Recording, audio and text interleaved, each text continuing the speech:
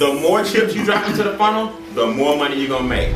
It is a numbers game, okay? It is a numbers game. Stop dropping 1 or 2 people in the funnel per week. If you really want to get hungry and you really want to get focused, you need to say to yourself, you know what? I'm gonna put at least 3 people a day into the system. 3 people a day.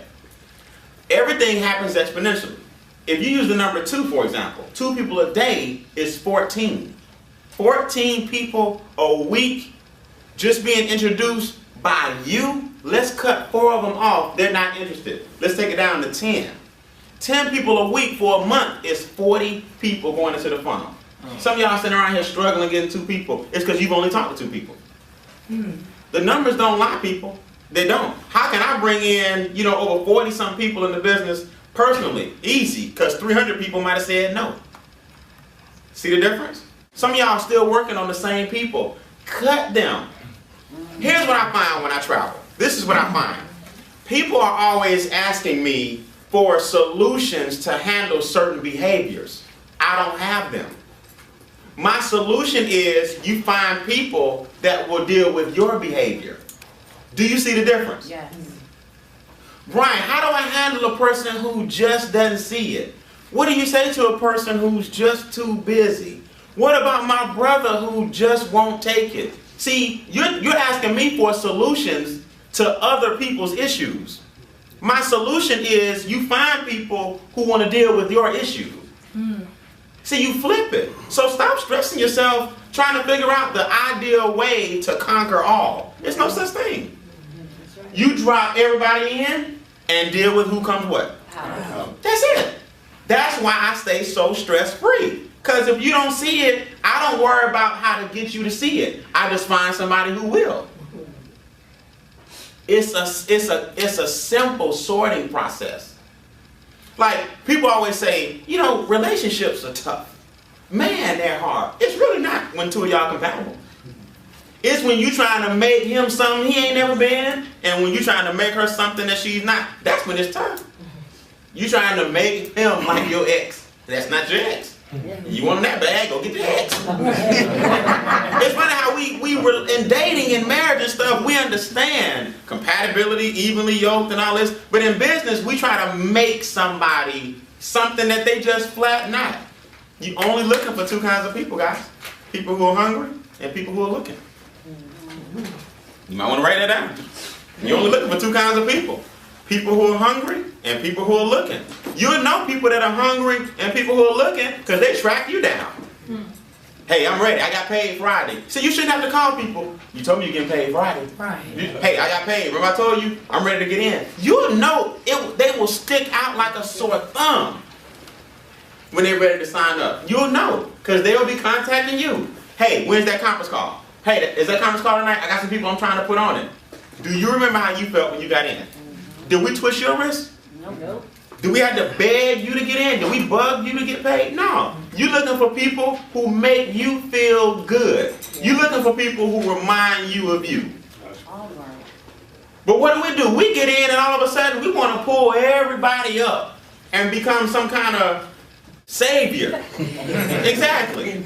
Some kind of magician who they just don't see it. Look, it's not for them at that time. You got to deal with them later. Right now, see, when you broke and the bill's behind and you hungry, you don't have time for people that don't want to come to slow you down. Because they will. They'll slow you down, man. You got to keep going. I'm going to give you some techniques. Okay? Some techniques. The number one thing when you are starting your company or your organization, your business, the number one thing you need is people. The number one thing you need to master is piquing interest. You got to be really good at it. And I'm going to be honest with you, you got to have fun with it. But here's the sad thing. It's the most uncomfortable part of the business. Yes. Piquing interest is the part where it's the number one thing you need to do, but it's the part of the business that you like, you're going to find yourself playing double dutch. Who knows what double dutch looks like, right? So what you do, you waiting on these 2 ropes to turn, right? And you like, I got to get in here at some point. That's what piquing interest is like. You like, oh, wait, I'm going to say something, but they're not really giving me an outlet. Right. Will you say something that I can use? And that's the first, you're like, I missed it. I missed the opportunity. And sometimes you don't have long to get the business in there. So the unfortunate thing about piquing interest is that it's the one thing that sets your business in first gear, but it's also the one thing that takes you out your comfort zone. Yes. But you got to remember this. Out of your comfort zone is where the money lies. It does. Because if money was in comfort, we'd all be rich. Yes. Because we all comfortable doing what we do. Piquing interest is the uncomfortable part, but it's the part that makes you rich. And have fun with it. Have fun with it. Write this down. I will never see strangers again. That's why I practice on strangers.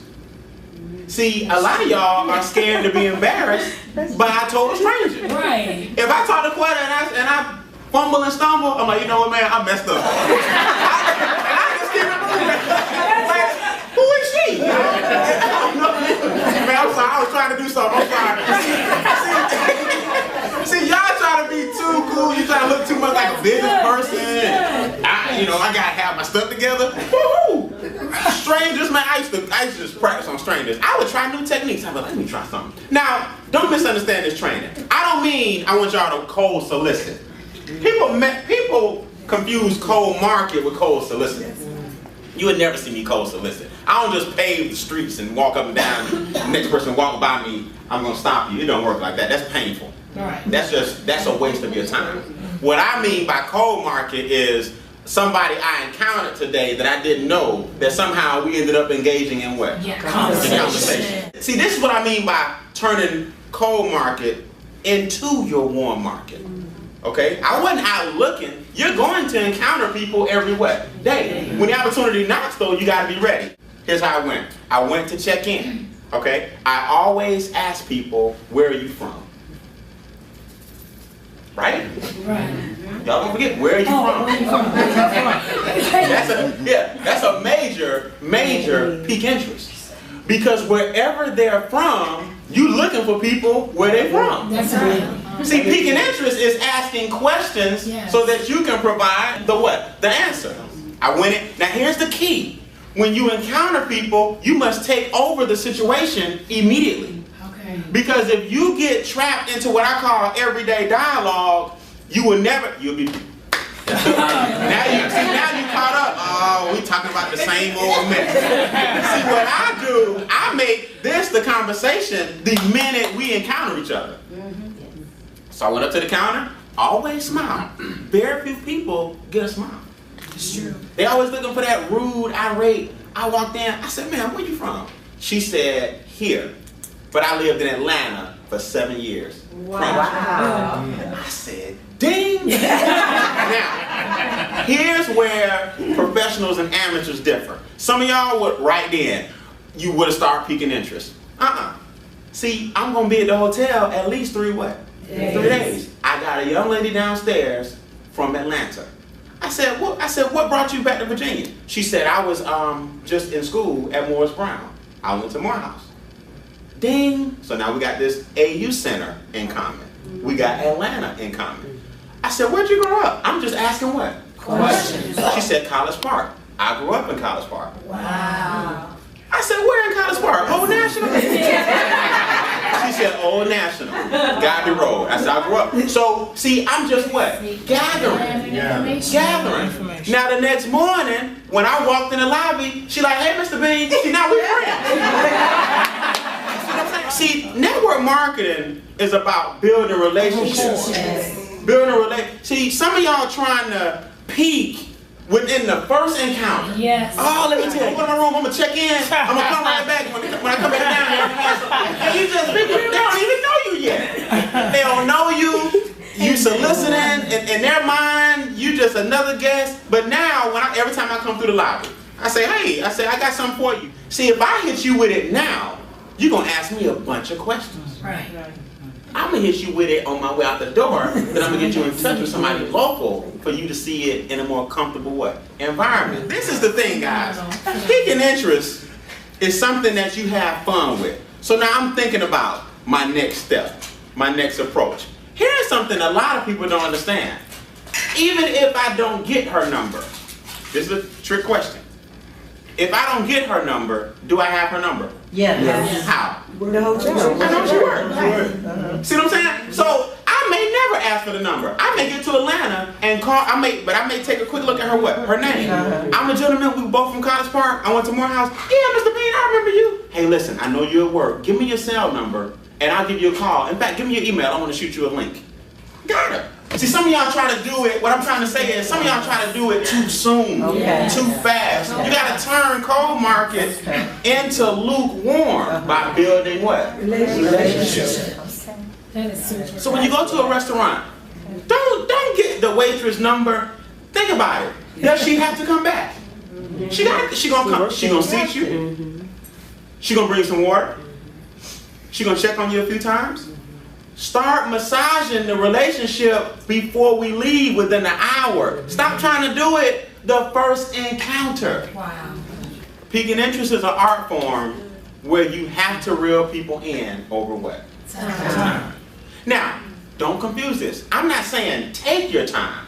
Be energetic, be excited, be enthusiastic about continuing to what? Pique interest. I'm not saying that. Brian said do it slow, so I'm going to work on her all week. Right. No, I didn't say that. I'm saying some of y'all think you got to have all your ducks right then, and you don't. Right. Sometimes I'll pique interest having said nothing at all. Give you an example. If I'm on an airplane, right? Now the name of the game in piquing interest is get in and get what? Out. If you get in and you stay, they're going to start asking you questions. You're not going to be prepared for that because you knew. So if I'm on a plane, I don't even pique your interest when we first sit down because now the only way for me to get out is to die. I gotta, for you to stop asking me questions, I got to jump. So what I'll do, I always say the same thing. See, after a while, you get comfortable, but you gotta practice. When I sit down on the airplane, which I'm always on, I ask the person the same question. Are you headed home or leaving home? They love to tell. Damn, I'm going home to visit my grandbabies. Ding, she got grandchildren. How many you got? Little boy, little girl, they pulling out pictures. Ding. Oh, she loves them. I'm just like, ooh, this gonna be good. But see, now we're flying. So I got another hour and a half before I gotta tell you what I do. Right. See, what I'm saying is you gotta learn how to listen. Yeah. Stop talking. Just listen. Possible. How old are your grandchildren? Oh, she's 4, she's 6. My son is a this. Now people talking about themselves. Yes. So you're going to visit them. What are you guys going to do? I'm going to take them to Disney World. I'm going to do this. I'm just gathering information. Gathering. And then pretty soon she might say something like, boy, those tickets were expensive. Things are a little tight. You love traveling, but things are a little tight, huh? What if I can show you a way where Disney World is every day for your kids? But I say that when we leaving. Right. Give me your name and number. I'm going to call you later. It's something you may want to hear that's coming to this area. But I'll call you later. Go enjoy the grandkids and I'll call you later. See, I piqued her and didn't even say anything. Sometimes saying nothing, y'all have heard silence is golden. Yes. Okay? Being on mute speaks volumes. Yes. So you got to learn that, guys. You don't have to always, if you get the number, you won. Now you go home and gather yourself. Hey, remember you met me on the plane earlier? I was telling you about Orlando. We're looking for key leaders in Orlando. And I know your son lives in Orlando because you told me about your... See, now you got so much ammunition, you can phrase it how you want. You told me your son lives in Orlando. You were going to visit the grandkids. All right, I want to email you a link and you take a look at it and tell me if you like it. I'm done. Right. Some of y'all... All right, I got to get this straight. She's a stranger. But some of y'all panic and sweat in front of the eyes of somebody that you don't even know. At least panic on people who know you. And then the funny thing is, I don't even panic on them. Because the truth of the matter is, I know your situation too. So we really don't want to get into So what I'm really saying is, really, you shouldn't fear any man. You really shouldn't. You have something great. You have something that's changing lives. You don't beat people over the head with a gold brick. No. Either they take it or they don't. That's right. I'm telling you. So why do we worry about people's reactions when you can't give some people stuff for free? Wow. So that's why I say treat everybody the what? The same. And then you get better and you practice on piquing interest. You practice on different techniques to get better and better and better. You cannot pique and invite. The person who piques cannot invite. Always remember that. The person who piques cannot invite. Something else has to tell him about tomorrow night. Because me and him are friends, and he just saw me yesterday. I can't tell him about tomorrow night. That's right. The person who piques cannot invite. Sometimes I'll pique your interest. You'll call me. Hey, this is that friend of yours that wasn't interested. Hey, what you doing? Oh, you remember that business I told you about? I got 15 people on the other line. We're about to do a conference call. I'm going to call you back. Click. Oh, you serious about it? You know what I mean? Stop being so available. Yes. You see, your friends haven't seen a change in you. Yeah. So if you still available, even though they told you no, but you still hanging around them, see, you're not that busy. So you're not giving them a reason to go, I ain't talking to my girl in 2 weeks. I told you, I'm going to get back with you this summer. Right now, that business I was telling you about. That's right. See, I don't talk to them no more. On purpose. That's part of my piquing interest. I'm trying to show you that I'm busy. I may not even be on the phone, but to them, hey, I'm busy. I'm busy. To your friends, you got to show them a different behavior. Right. You got to show them different behavior. And that in turn piques their what? Interest. Okay? I had a friend of mine, and I'll take questions. I had a friend of mine, he used to dress real different. He just was a different dude. You know, just real, you know, a little Prince mixed with Michael Jackson. It's all kind of, like, he thought it was just fly. And on him, it really did look nice. I'm like, boy, you know, you got a style on you. I said, but I'm going to tell you something. You going to business with me? Yeah, I need you to wear a suit and tie. Okay? He started dressing, you know, more conservative. It peaked. What have you done to Steve? Because everybody used to seeing him and all that fly stuff. Now, the fact that he put on a suit and tie, because he was serious about the business. I said, man, you put on a suit and tie, all your friends going to get peaked. Yeah. All his friends got peaked. Just do something different. Wear a suit on a Saturday and watch what happens. Wow. People think you're going to a funeral. Yeah. Who died? Nobody died. I'm just dressed up. Why you dressed up on a Saturday? And Yep. just do different things. But I want you to understand, more importantly, the attitude. Have what? Fun. Have fun with it. Don't worry about it. Don't worry about it. Look, you can say the wrong thing enough times. Somebody's still gonna say, what are you talking about? I don't know, I messed up, but give me your name. I love saying that. I'm like, man, I messed it up. But let me let you hear something real quick. Stop being so perfect, y'all. Stop being so perfect. It is in your trying to be perfect that people are now looking for your imperfections. Yes. But when you go ahead and act imperfect, people go, man, this is, you know, you look more human. This is called talk through people, not to people. If you learn how to talk through people and not to people, it relieves you of all your nervous anxiety. It really does. Here's how. Are y'all ready? Yes. Are y'all sure? Yes. Have I lost y'all? No. Okay, here's how you talk through people. All of us have 3 types of friends.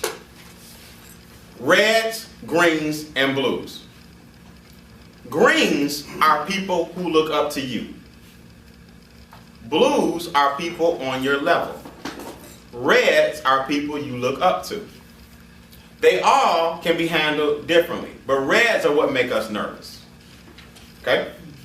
Greens look up to you. Blues are your peers. They're the hardest people to tell about the business. And reds you look up to. Those are the most difficult people to tell because you got this little fear of pastor so-and-so, deacon so-and-so, doctor so-and-so, attorney so-and-so, engineer so-and-so. So you get nervous when you talk to reds for whatever reason. Here's what you have to remember. You are not a red to everybody. That's why they don't show up. If you were a red to everybody, you could just throw them in the car and they would come. Everybody got it? So what you have to remember is reds will introduce you to other reds. So you have to recruit up. Most of you guys recruit down. You just recruit greens. All you do is recruit greens. People who look up to you. You got to learn how to go get reds. Because here's the thing, and pay close attention to this. Reds have blues. Because a blue is somebody on their what? Level. But A red's blues are more what for you? Reds. Because he's going to get his peer circle. But to all of his peers, they reds. To you. But he has people who are red to him. So even people that this blue, or this red, I'm sorry, people who look up to him are his greens. Those are your blues. Yeah. See what I mean? See, when you recruit up, it broadens the color spectrum. Because him recruiting down is recruiting on your level. Him recruiting up is your super red. And him recruiting even is your regular red. So the name of the game is to recruit what? Up. The color spectrum is very important. The color spectrum is very important. Some of you guys will actually call me up. True. Hey Brian, you open for a three-way? Yeah, who you got? I met this little 16-year-old kid. And you want me to do three-way. Now I'm not talking about because it's me. Don't take this the wrong way. I'm saying you can't get him in the car. Right. You bring his butt to the meeting, he's 16. You know, you're doing three-ways with all these greens. Bring me some reds, bring me some blues. The three-way call is really designed for your blues. Because those are the hardest people to get to see what you would see. I got it. I'm going to tell you guys something. That one, this is the problem with a lot of you guys. You try to make piquing interest make sense. See, when you're hungry and you want to get off your job or change your situation or whatever your why is, stop waiting on it to make sense. You win as long as you what? As long as the person says what? Yes. But what you think you need is some smooth, methodical approach. And that's your problem. Paralysis analysis. You keep waiting on perfect storms. There's no such thing. Just pique the person's interest, people. So what do you do after we pique them? What's next in the process? A three-way what? Call. Here's the rule. The person who piques cannot invite. The person who piques cannot invite. Everybody got it? Yes. If you pique, you can't invite. Something else must invite. So before I go, I want to make sure everybody knows how to conduct three-ways.